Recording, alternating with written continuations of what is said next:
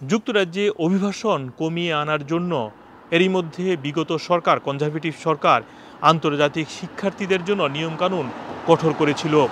বিশেষ করে জানুয়ারি থেকে ডিপেন্ডেন্ট না আনা সহ আরও বেশ কিছু পরিবর্তন এনেছিল।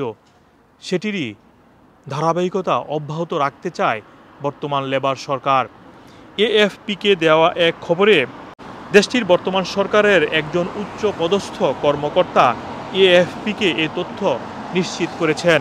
বলা হয়েছে, দেশটিতে বিগত সরকার যে ধরনের নিয়মকানুন রেখেছিল সেটি অব্যাহত রাখতে চায় ১৩ বছর পরে ক্ষমতায় আসা লেবার দল।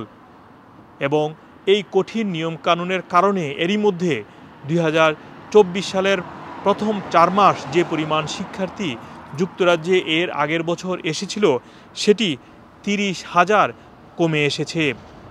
এছাড়াও দেশটির বিশ্ববিদ্যালয়গুলোতেও শিক্ষার্থীর সংখ্যা হ্রাস পাচ্ছে।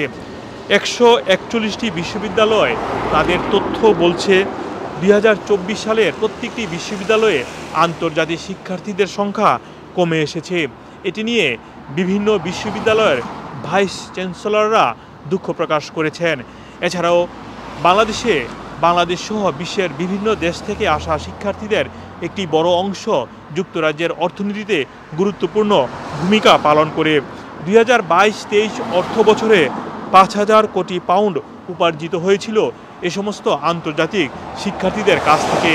তাই এটি নিয়ে একটি দুঃখ প্রকাশ করেছে। বিশেষ করে বিশ্ববিদ্যালয়গুলো ভীষণ ক্ষতির মুখে পড়েছে। অন্যদিকে এই ক্ষতি পুষিয়ে নেওয়ার জন্য বিশ্ববিদ্যালয়গুলোকে চিঠি দিচ্ছে যুক্তরাজ্য সরকার। তারা বলছে টিউশন ফি যেটি রয়েছে সেটিকে বর্ধিত করার জন্য চিঠি দিচ্ছে বিভিন্ন শিক্ষা প্রতিষ্ঠানগুলোকে।